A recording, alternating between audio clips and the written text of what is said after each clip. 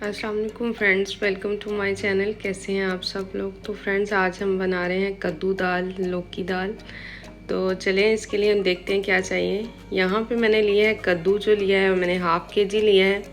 2 medium size के प्याज है मेरे पास, एक बड़ा टमाटर है और 4 से 5 अदद सब्ज़ मिर्चें हैं मेरे पास। 1.5 टेबल स्पून के करीब मेरे पास रेड चिली पाउडर है, हाफ़ टी स्पून हल्दी पाउडर, और ये मैंने लिया 1.5 टी स्पून साल्ट, और ये मेरे पास है 1 टेबल स्पून के करीब खुश्क धनिया।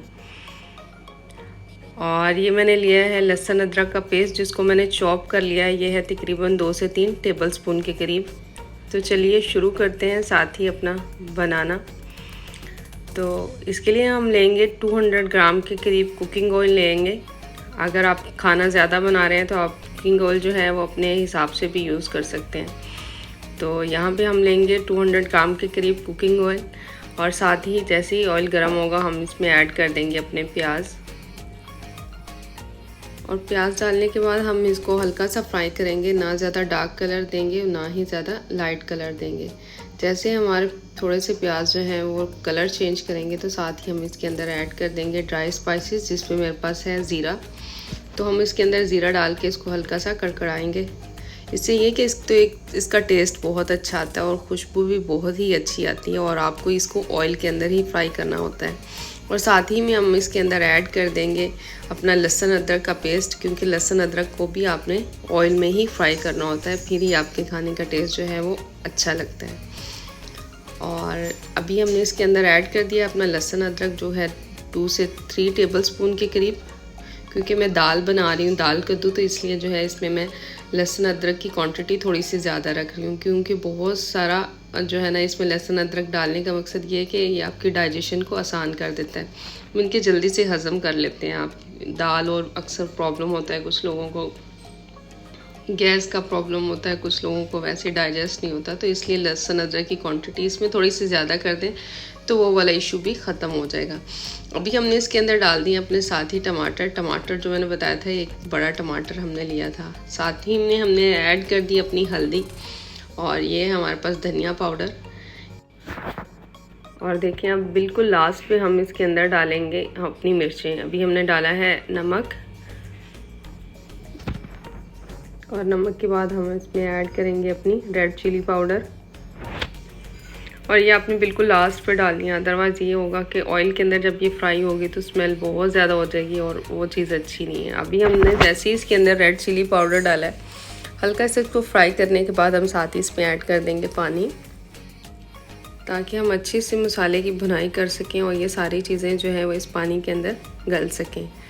और आपको मसाले की भुनाई बहुत अच्छी करनी है, ताकि जैसे ही आपको लगेगा कि अब ऑयल सेपरेट होना शुरू हो गया है तो यहाँ पे आपका मसाला जो है वो अच्छी तरह भुन चुका है।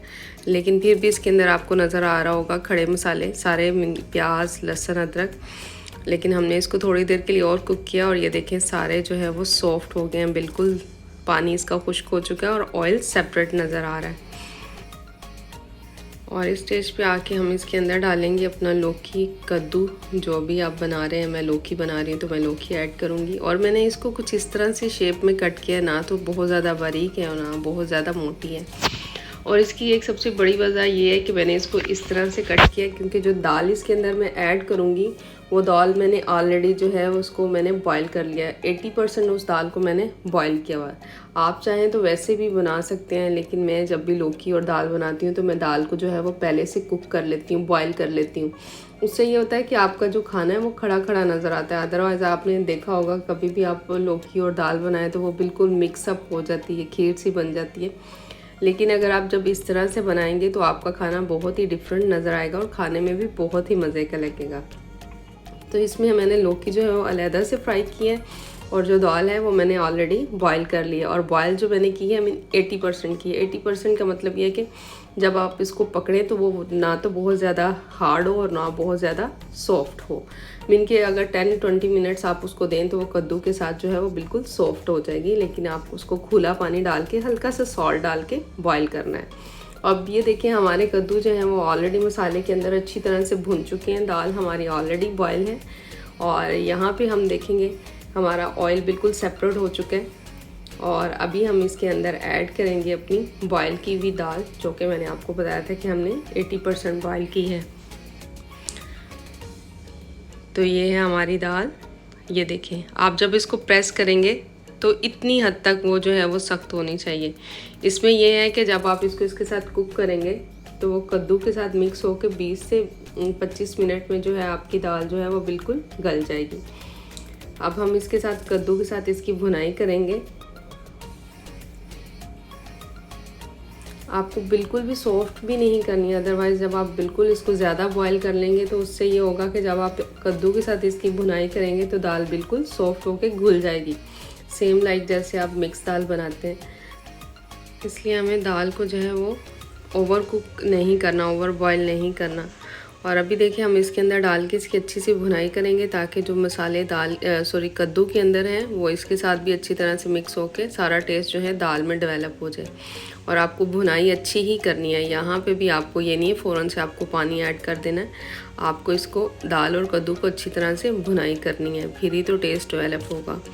اور یہاں پہ ہم نے تھوڑا سا پانی ایڈ کیا ہے، اور پانی ایڈ کرنے کے بعد کیونکہ دال جو ہے موسٹلی نیچے لگنے کے چانسز ہوتے ہیں، یہاں پہ ہم نے تھوڑا سا اس میں پانی ایڈ کیا ہے اور اس کو ہلکی آنچ پہ رکھ دیں گے۔ اور ابھی ہم نے اس پہ لگا دیا ہے لیڈ۔ یہ دیکھیں 15 سے 20 منٹ گزر چکے ہیں اور یہ دیکھیں ہماری دال کی کنڈیشن آپ کو نظر آ رہی ہے۔ آپ چاہیں تو اس میں پانی ایکسٹرا بھی ایڈ کر سکتے ہیں، اگر آپ پتلی دال بنانا چاہتے ہیں تو آپ اور پانی ایڈ کر سکتے ہیں، اگر آپ بالکل ڈرائی لائک کڑھائی کی طرح بنانا چاہتے ہیں تو آپ کم پانی ڈال سکتے ہیں۔ اور ابھی دیکھیں آپ کو آئل نظر آ رہا ہوگا، آپ کو آئل سیپریٹ نظر آ رہا ہوگا کھانے کے اندر، اور یہ وہ سٹیج ہے جہاں پہ آپ کو پتہ چلتا ہے کہ آپ کا کھانا ریڈی ہو چکا ہے۔ اس میں دال جو ہے اور کدو دونوں ٹوٹلی گل چکی ہیں اور آئل جو ہے وہ سیپریٹ ہو چکا ہے۔ یہاں پہ ہم اس میں ایڈ کریں گے 3 عدد جو ہیں وہ سبز مرچیں، اور ساتھ ہی میں ہم اس کے اندر ایڈ کریں گے خشک زیرہ، یہ بھنا ہوا زیرہ ہے۔ یہ ہم اس میں ایڈ کرنے کے بعد تقریباً 3 سے 4 منٹ اس کو کور کر کے رکھیں گے تاکہ جو ہے وہ مرچوں کی اور جو ہم نے زیرہ ڈالا ہے اس کا ٹیسٹ جو وہ اچھا سا ڈیولپ ہو جائے۔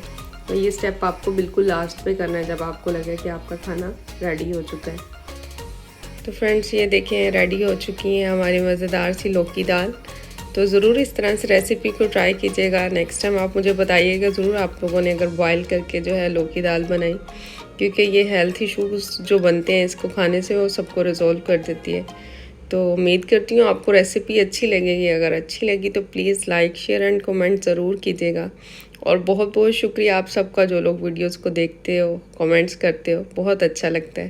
Thank you so much all friends کے لیے۔ تو یہ ہماری فائنل لک ہے ہماری دال لوکی کی۔